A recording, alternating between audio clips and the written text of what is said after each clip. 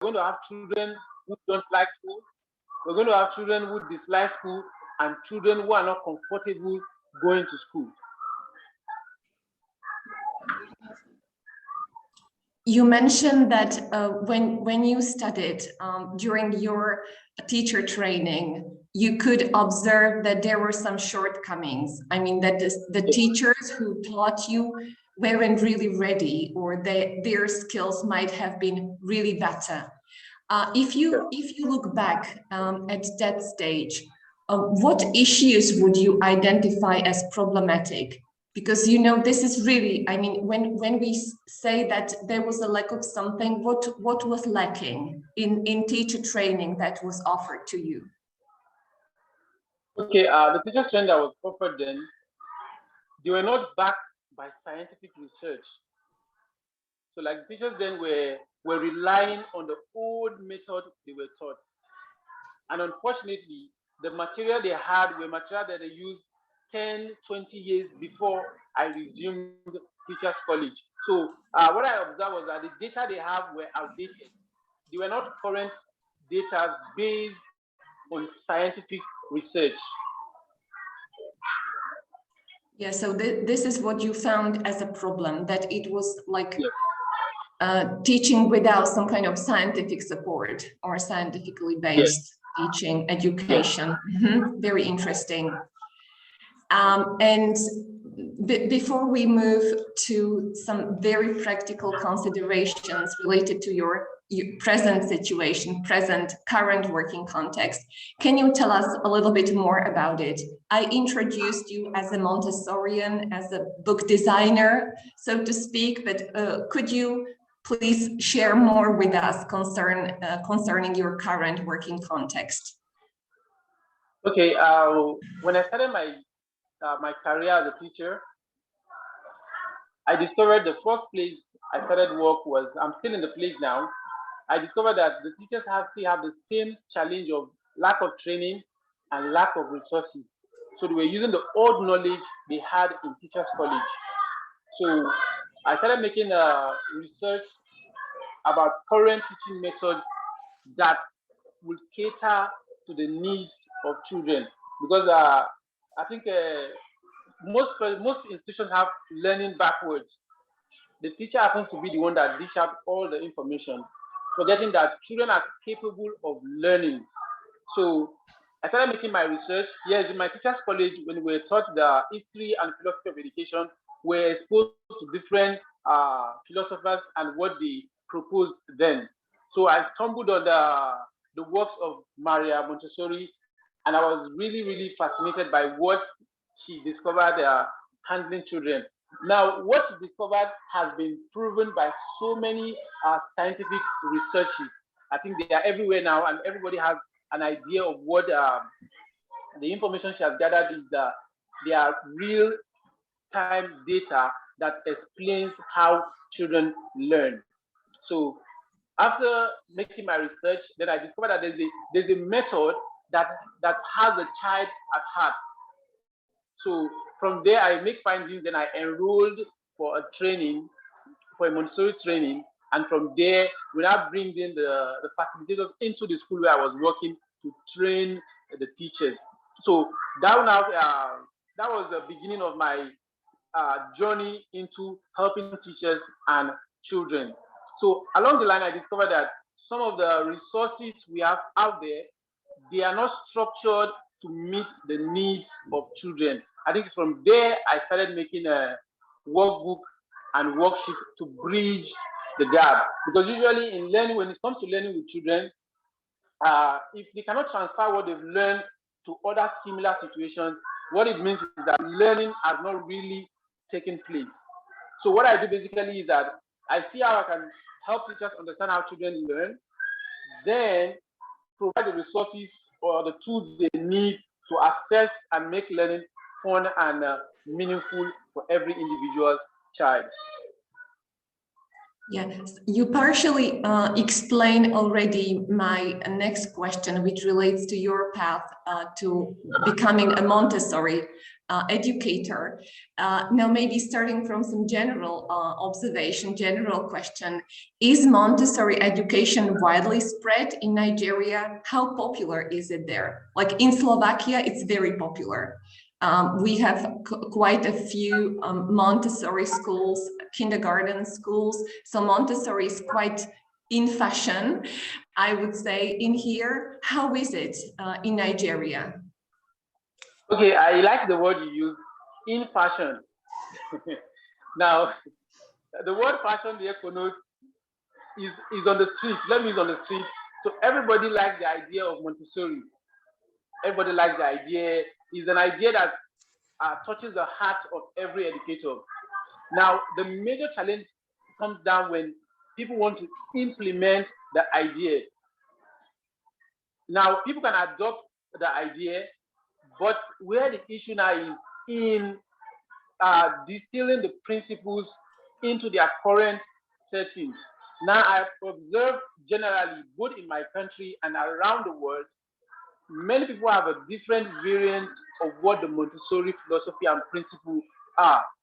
So one of the challenges, yes, Montessori is the in-fashion thing in my country.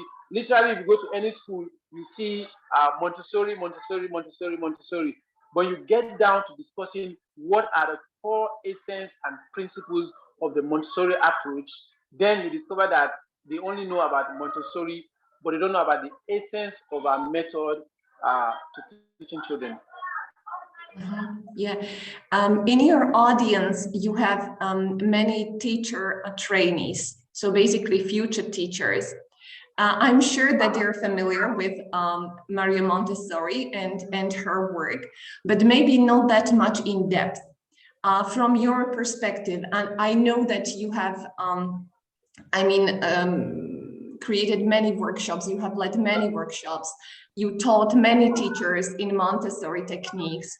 I know that this is quite challenging, but would you be able to describe some fundamental concepts that you see as vitally important in Montessori education, Montessori approach to education?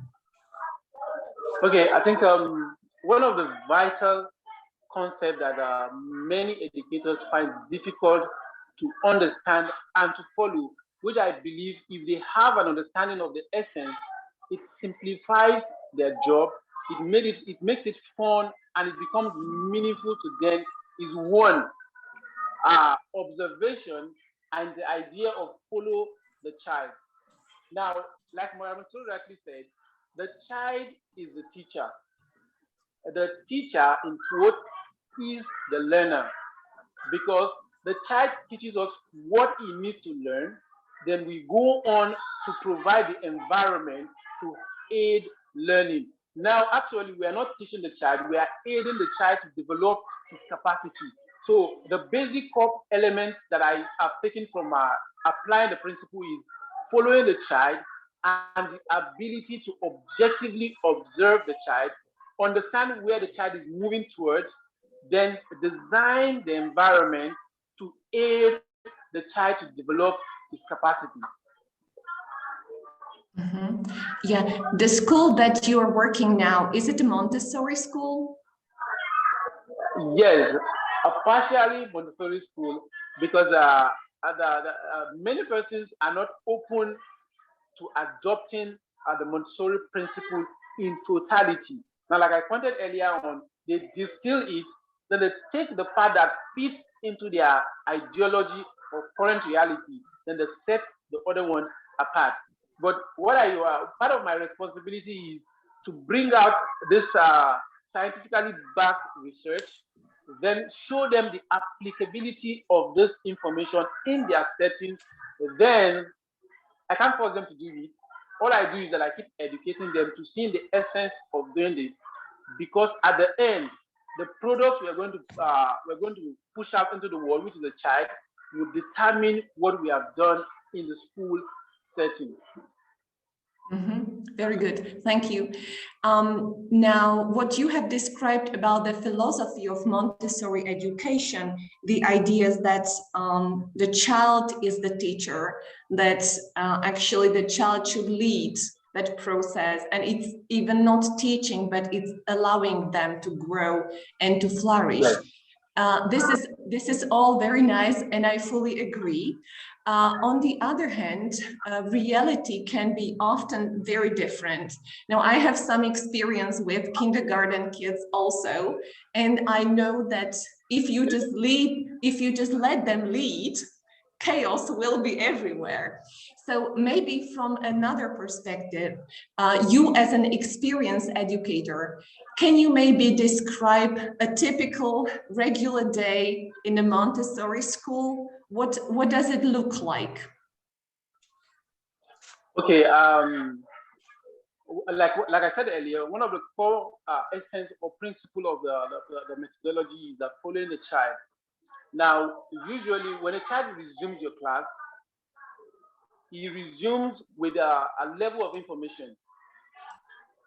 So the only way you can fully know what a child has acquired is to allow the child the freedom to decide what he wants to do. Now, with the information you gather from observing the child, you can now go on to design or prepare your environment. Now, what we do basically is that we assume a child should know A, B, or C. Then we go on to design the environment. Then you discover that you usually have chaos when you want them to go with what you want, with what the curriculum wants them to do. But I think the first thing is understand where the child is moving towards. Then you can now go on to prepare the environment. So a typical day in the Montessori setting is when the children now, this is based on the fact that you work with them on the first day, so you have an idea of where the child is moving towards. Then you go on and set the environment. When they come the following day, there are two things you can do. One is allow them free choice activity. Now, free choice activity means the child can go on and decide the material he wants to work with. Now, this is based on the fact that you work with the child a day before, you know where the child is moving towards, then you put the kind of material that you know they want to work with. So we start with a free choice activity. Now, from the free choice activity, you will know where the child's sensitivity is tilting towards for that particular day. So as they are working with a particular material, you can now go on to restructure the other setting. Now, usually you can have a big hall, or you can have separate rooms for this activity. So they can now move from one class to the other. So as they're working in one class, with your observation, you can now go on to prepare the other working area. Now, this is usually very possible and easy to do when you have an assistant. So as you're observing, you are taking down your observation, you are sharing your observation with your assistant, then you go on to prepare the environment. So like I said, we usually start with free choice activity. It allows us to see where the children are moving towards. Or the second thing you can start with is with the circle time. Now, the circle time is usually easier when you have children that are normalized. Children that are normalized means they've developed their concentration and attention. So what it means is that they can sit down for 1, 2, 3, 4, 5 minutes to listen to what you want to do for that day. So you can start with the free choice activity, or you can start with the circle time. Now, these are usually will kickstart the things you will do for the rest of the day. Very nice. So it is actually a very balanced way how to create the atmosphere of trust and freedom, that they are free to decide what they would do. But on the other hand, there is this guidance or preparation from the side of the teacher, who basically offers the materials, and then there is this choice, this opportunity for a child to choose. So I can see now the mechanics of it. Thank you a lot for explaining this. I think it's very important. I know that you have, or talking a little bit about ELT, English language teaching. I know that official language in Nigeria is English. But I also know that some materials that you design are based like for English teaching English. Can you please comment on it? How is it with learning or studying English in the environment of Nigerian schools? Sorry, can you repeat the question again? Pardon me? Haven't you heard the question? No, the question is not clear. The question exactly, yes. Can you comment on your interest in ELT, English language teaching? I mean, teaching English as a language. How is it in the Nigerian educational setting? How do pupils actually learn English? Since I know that English is official language in your country. Okay, as you rightly said, English language is the official lingua franca in this part of the world. So, and Nigeria is a multicultural and multilingual society because we have so many cultural groups and they have their indigenous language. So I think usually the challenge starts with getting children to observe the language, getting them to absorb the language. So when you go to different families, they have different approach to this thing. Now, like for example, you go to family A, if they don't speak English language as their lingua franca, the child is going to absorb that language. When you go to family B, the same way. But generally, like I said, English language is the lingua franca in this part of the world. So what it means is that when you start school for the first day, what you are exposed to is English language. So I think the first thing is how we go about teaching them English languages is to expose them to the language. Now we expose them to the language through different activities. Activities that will encourage them that will expose them to the language and will also encourage them to conversate with their mates using the language. So the first thing we do is expose them to activities or exercises that communicate in English and encourages them to also do same in the language. I think that's the basic, that's the first premise we start with, exposing them to the language. Mm-hmm. Yes, thank you. And I know that you have a deep interest in the topic of child's play, that you also organize some workshops related to this. So can you share some of your the topic of child's play, the importance of it? Oh, play is one topic that interests me so much because at the core of early years, play is at the core of early years. Now, play is that thing you do, that is that thing you naturally tilt towards. It's something children tilt towards. So it's very important that we understand that play is the default, let me use default settings of children. So the only way you encourage them is like a human tendency. Play is like a human tendency. So if you understand that play is what children tilt towards naturally, then you can go on to prepare the environment. You can go on to prepare the environment because it is in play that you observe a child. You know where a child is moving towards. Now, you can assess a child by sitting the child down and asking the child questions. Now, it is in play that you get to observe the human tendencies and propensity that exist in a child. Now, when children are playing, they learn so many things. They learn how to communicate with their peers. When children are playing, they learn social skills. They learn social skills, how to relate with their peers. When children are playing, they learn mathematical concepts. When children are playing, they learn a very important skill, which is the development and refinement of their gross and fine motor skills. Now, when teachers understand how those elements interwove together, then they understand that really, for a child to really learn and internalize what he has learned, then the child must tilt towards his interest. Now, tilting towards his interest is where play occurs is where children play. So I think play is a topic that I can't really exhaust in one conversation, because teachers really need to understand the role, the importance of play when it comes to early learning and helping children to develop their capacity. And do you have some practical ideas how to implement play in, particularly in English language teaching?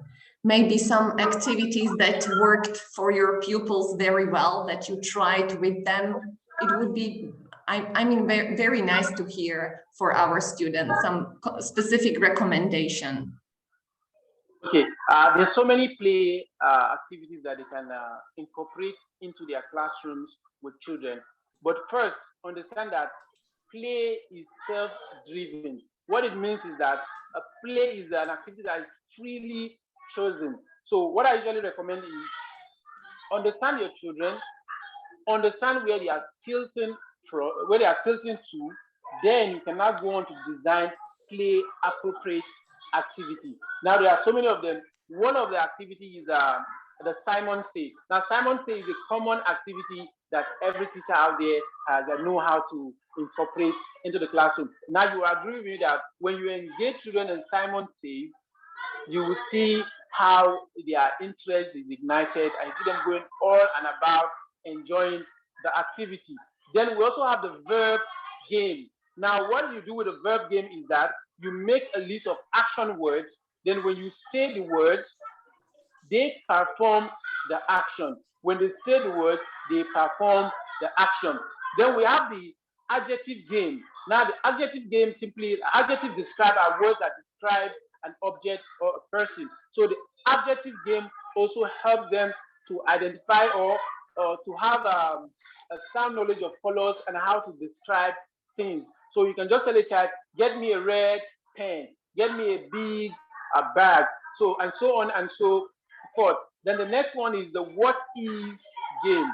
Now the what is game helps the children to develop their cognitive skills, because when you are doing the what is game, you are asking them questions, then you expect them to interpret the questions and provide the answers.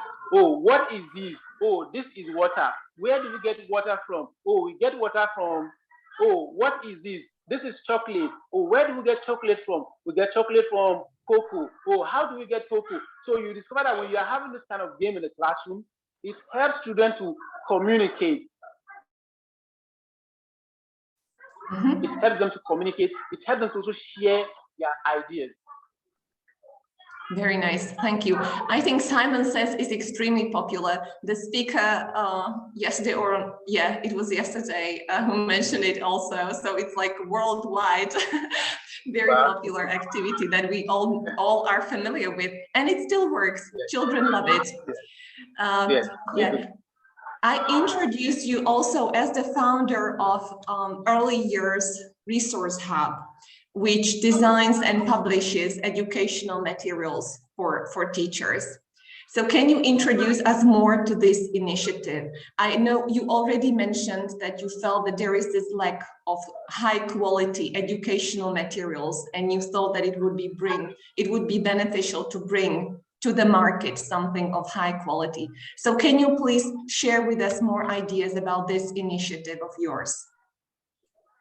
Yeah, this initiative, actually I started it as a local initiative because during the course of my research and training with teachers, I discovered that when they have the knowledge, then having the knowledge is not enough. You need to distill the knowledge into your immediate classroom or school environment. And then I also discovered that we have shortage of resources for the teachers to use with the children.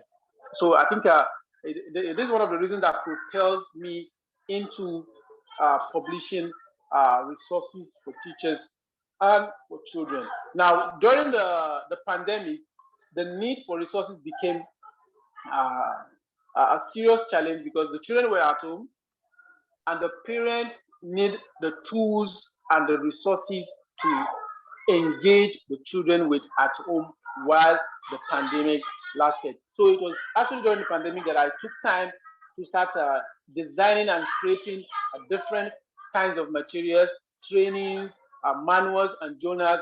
I was sharing them then in e-format so that anybody anywhere can access them and see how they can start using them to aid the children at home during the pandemic. And I believe it's one thing that every educator needs to understand and start doing, because usually educators have very little fun. They have very little fun. But I think technology has been able to help us to leverage what we know and to also share it with everyone around the world. So I think every child needs to know how to create quality educational resources.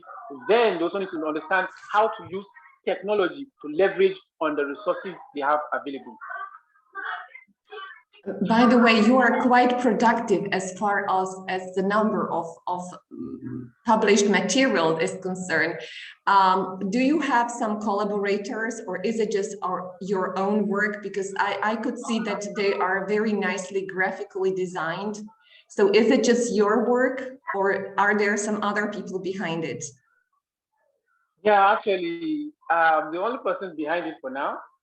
Yes, I'm looking at expanding, because one thing I also discovered is that some teachers are, I'm trying to be very careful when I use the word lazy. Some teachers are lazy in the sense that, well, one of the challenges is the resources available for them. The take-home pay is very poor, so you hardly get a very good hand that you can delegate some of these jobs to. But currently, I'm looking for collaborators and people I can work together with. Yeah, it's something I have on my list, and I'm trying to be deliberate and very careful on getting people I can collaborate with. So I'm open to any form of collaboration with teachers. I'm open to sharing my ideas. I'm open to showing them how I do what I do. Because what I do, I feel and I believe every teacher should have the tools and the resources so that we can create the kind of impact we want around the world. Thank you. Thank you for that answer. I know that you have also worked as a teacher supervisor. Can you tell us more about it? What were your tasks as a supervisor? What role do, for example, emotional and social intelligence play in your work as a supervisor?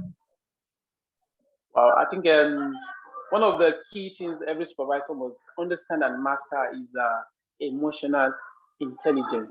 Now, you have to understand your mood at every time of your relationship with your co-workers, and you also need to understand their emotional their mood at every time of interaction, because the truth is that teachers are going through a lot in this time and season. So it takes someone who is very sensitive and empathic to understand what teachers are going through and how to hold them by the hand and walk them through their job. So basically what I do 90% of the time is helping children to understand their emotion, what it is they are going through, and how they can handle their emotions and still do their job effectively. So one of the major work I do as a supervisor is, apart from ensuring that they adhere to the key policies we have in place, is helping them to understand and appreciate their emotional well-being and how to deal with it side by side with their job, the children in their class, and the parents. Now, you agree with that some parents can be very, very pushy. Some parents can be very, very annoying.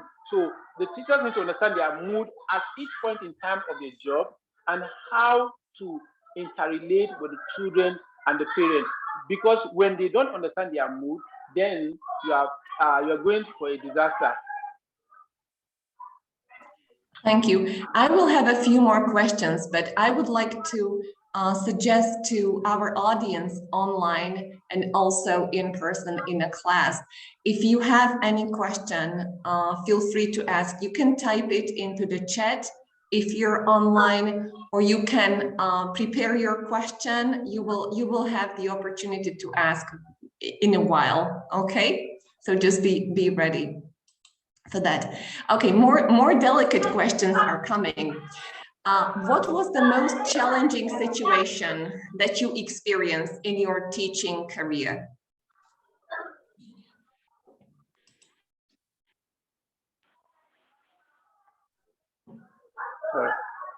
Once again, have you heard the question? What was okay, once again, what was the most challenging situation that you experienced in your teaching career? There are so many of them, I think there are so many of them. Okay, let me just talk about two, and I think they are very critical to every teacher. Now, one of the most challenging is having a troublesome parent. Parents that don't understand the nature of your job, they don't understand what you're doing, and all they want is the result. So dealing with a parent like that is an Herculean task, because they come with their expectations and they expect you to meet their expectation in totality. Now that can be a very hard nut to crack for every teacher. Now the second most challenging is having good teachers exit the sector. Now very good teachers are very resources you really need in every organization. So when a good teacher leaves, the vacuum becomes very difficult to fill, because everyone is not the same. But to get somebody that can fit into that shoe and deliver the same kind of result that person is delivering is a very difficult one. So the most challenging of them all is dealing with parents, getting parents to understand that children learn at different pace. Now, the fact that your child is not doing A at the moment does not mean the child is not learning. So getting them to understand that learning takes to learn, internalize, and show you what they are learning. So I think dealing with a difficult parent is one of my most challenging moments as a teacher. A very, very challenging one. It's a challenge I face on a daily basis. But I think so far I've been prepared to handle the challenge and also to calm them down and reassure them of that we're working. That's interesting that you identified parents as a major challenge, like not your pupils, some behavioral issues, but their parents. So it's really, I mean, interesting. All right, and what about most challenging things concerning primary education in Nigeria or pre-primary education? What are the issues that your educational system is struggling with? And maybe you may also mention good things, positive things that you can identify. Yeah, I think the most challenging is getting teachers to accept and implement scientifically backed approaches to dealing with children. Now, you agree with me that human beings are very difficult to change, especially when they are used to doing a particular thing in a particular way. I think that's now globally the major challenge is human resources. The major challenge, even in the education sector, is human resources. So it's one of the major challenges I face. We're facing currently in the country, and the next challenge is training. Cost of training is quite much. It's quite much, because as a matter of fact, to get a fully funded Montessori training for 6 to 1 year is a lot. Is a lot, and the take-home pay is not enough to for them to take care of themselves and go for training. And then I think one of the things I've come to appreciate so far is the quality of knowledge of training that is going on out there to fill in the gap, because I believe that our future is determined by what we do today. And the things we do today is informed by the kind of knowledge and experiences we are exposed to. So I think one of the most interesting things I'm looking out for and I'm seeing on a daily basis now is that I'm seeing persons out there that are trying to put out information, that are trying to train teachers, they're trying to give teachers the resources to deliver and to aid children in their learning. So I think basically these are the two sides I've observed and I see that is going on, the human resources gap and the filling up of the gap with trainings and then seminars here and there. Thank you. I would like to encourage now our learners, our students online and in person in class. If you have a question that you would like to ask, please feel free to do so. Is there a question?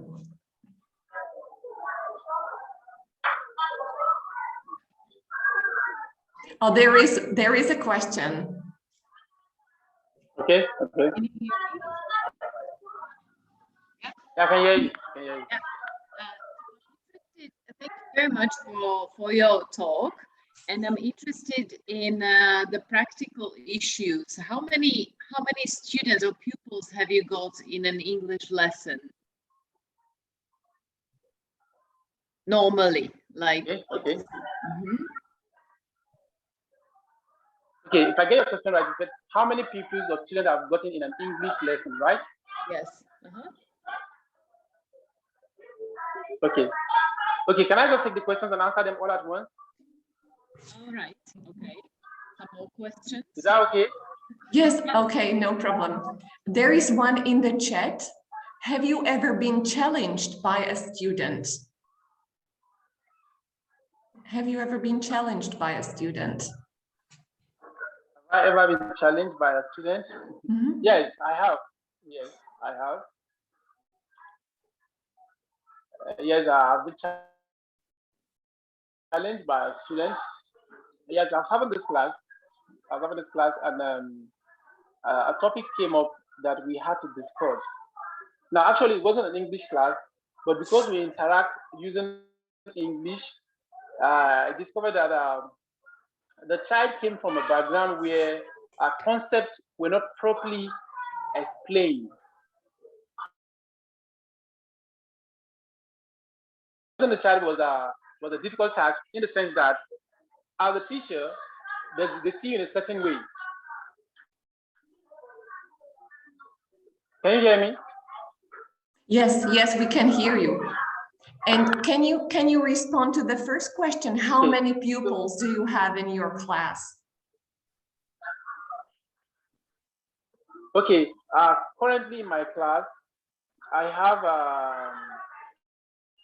currently I have 5 classes, and I have about 80 pupils in the 5 classes.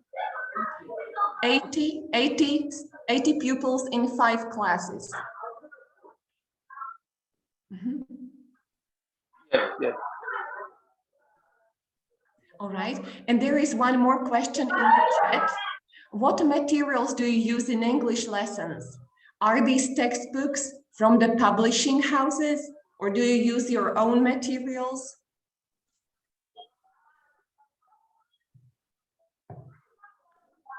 Okay, yeah, I usually combine the two, my own materials and materials from other publishers. Mm-hmm. All right. Any other question? Yes, I use other publishers. Okay.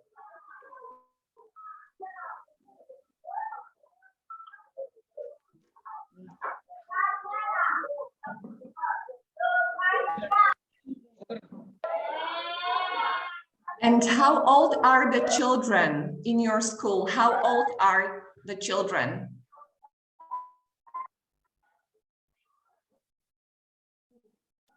Okay, the children are usually between 2 to 7 years. 2 to 7 years. Okay, from 2 to 7.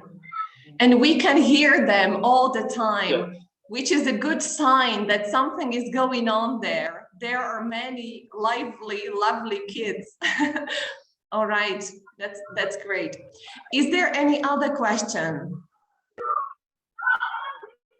Yeah, I would love to take your questions. I would love to take as many questions as I can.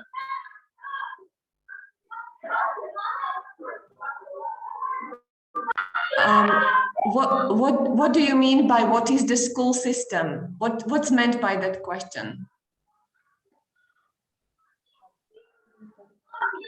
Yeah, that question is not clear.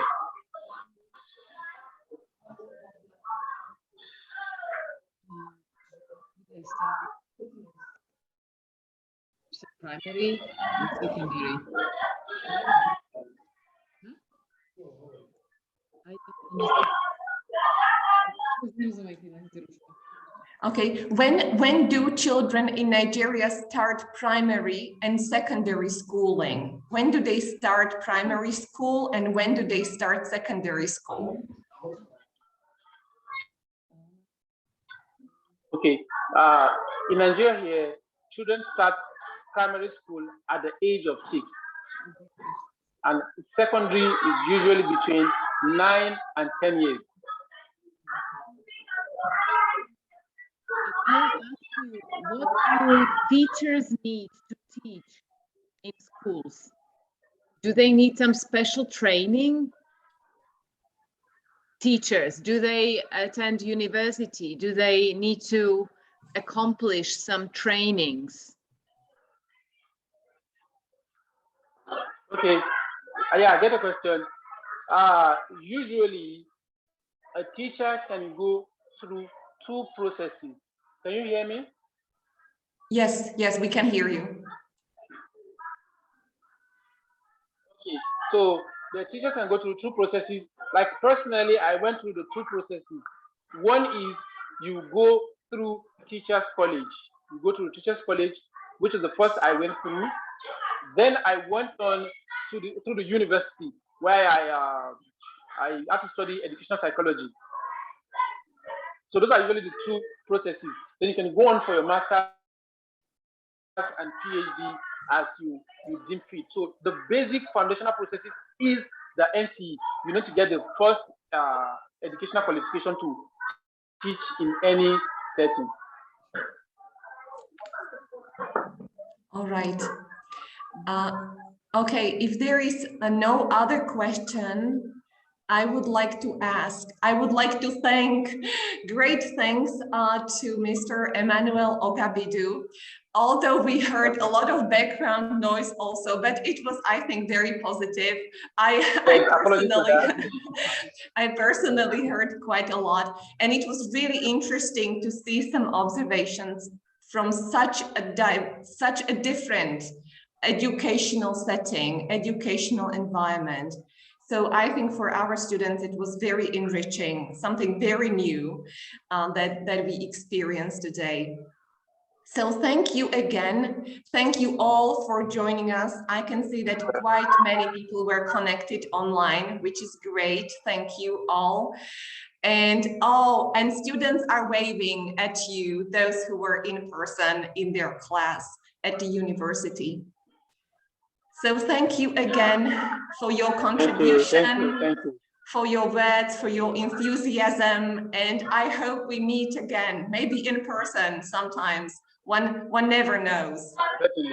Certainly. We wish Whenever you a very nice I'm day.